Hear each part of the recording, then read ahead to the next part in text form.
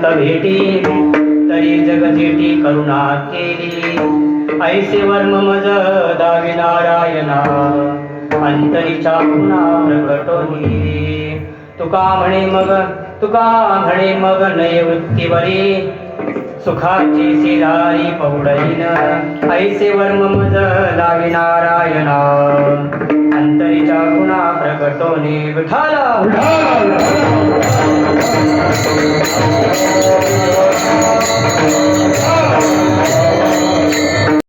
द्वंद्वादिक दुराविले ऐसे वर्म मज दावी नारायणा अंतरीच्या पुन्हा प्रकटोनी पांडुरंगा करो प्रथम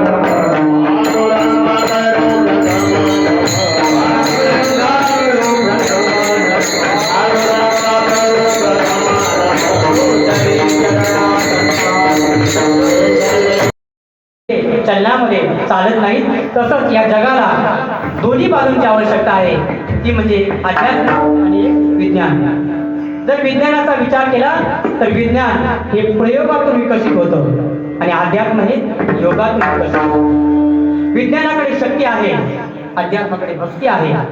विज्ञानाकडे प्रपंच आहे, अध्यात्माकडे परमार्थ आहे.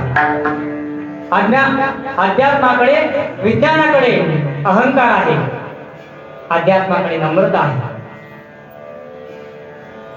विज्ञानाकडे जर सर्व गोष्टींची यंत्रसामग्री आहे तर तुम्हा आम्हाला वारकरी संप्रदाय वेगवेगळ्या यंत्रसामग्री दिली त्या म्हणजे ज्ञानेश्वरी, भागवत आणि आदी करून सर्व ग्रंथ. त्या ग्रंथांच्या माध्यमातून आपण अध्यात्माची सेवा करू शकतो. म्हणजेच काय तर विज्ञान आणि अध्यात्म ह्या दोन्ही गोष्टी म्हणजे या जगाला चालवणाऱ्या दोन चाका आहेत. त्या दोन चाकाशिवाय तुम्ही चालू शकत नाही. कारण एक गाडीचं चाक जर कमजोर असेल तर गाडी तुमची त्या वेगाने चालू शकत नाही. त्याच्यासाठी दोन्ही चाकं महत्वाचे आहेत. ज्या काही गोष्टी सांगणार आहेत माऊली ज्ञानोबा यांचा अधिकार सांगणार आहे. काही शोध असे आहेत की विज्ञान सांगतं की ते आमच्या विज्ञानाने लावलेले आहेत, परंतु ते शोध माझ्या ज्ञानोबा यांनी 12व्या शतकात आपण हातामध्ये जे घड्याळ घालतो याचा शोध विज्ञान सांगतं 18व्या शतकात गॅलिलिओ गॅलिली यांनी लावला. विज्ञान सांगतं की हा शोध 18व्या शतकामध्ये गॅलिलिओ गॅलिली यांनी लावला, परंतु माझा अध्यात्म सांगतं नाही. हा शोध आहे तो माऊली ज्ञानोबा यांनी जन्म मृत्यूचा सिद्धांत मांडण्यासाठी 12व्या शतकामध्ये सांगितला. उपजे ते नासे ते पुनरुपी दिसे हे घटिका जन्म मृत्यूचा सिद्धांत माऊलींनी मांडला आणि ते मांडताना सांगितलं उपजे ते नासे ते पुनरुपी दिसे हे घटिका जैसे परिभ्रमेगा. जन्म मृत्यू सांगताना माऊलींनी सांगितलं जर जन्म आहे तर मृत्यू आहे आणि मृत्यू झाला तर पुन्हा जन्म आहे. चला पुढे भौतिक पेटे. हा शोध विज्ञान सांगतं 1530 साली कोपर्निकस यांनी लावला. मग त्यावेळी सांगतं नाही. हाही शोध माझ्या ज्ञानोबा यांनी 12व्या शतकात लावला. माऊली म्हणतात उद्वासता चेनी प्रमाणे न चालता सूर्याचे चालणे हे नैष्कर्म्यत्व जाणे कर्मीची असता. नैष्कर्म्य सिद्धांत. नैष्कर्म्य म्हणजे काय? जे आपण कर्म करतोय ते मी करता न म्हणता ते कर्म ईश्वरानेच केलंय असं म्हणणं म्हणजे नैष्कर्म्य सिद्धांत.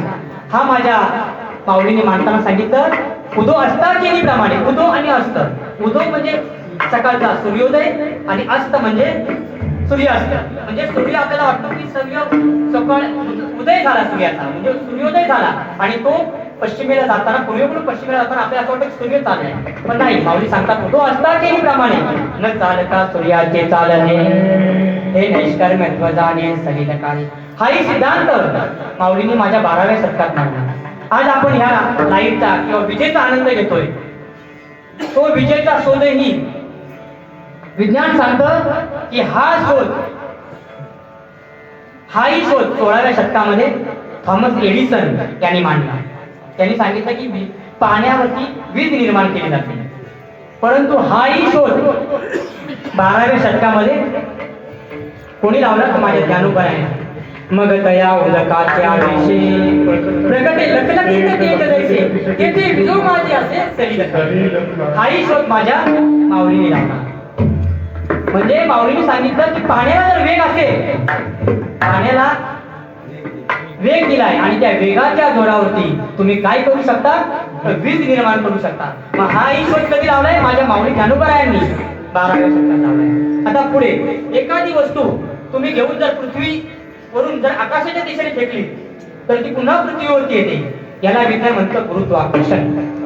मग हाही शोध 1669 साली आयझॅक न्यूटन यांनी लावला. असं कोण म्हणतं? विज्ञान. पण यालाही माझा अध्यात्म म्हणत नाही.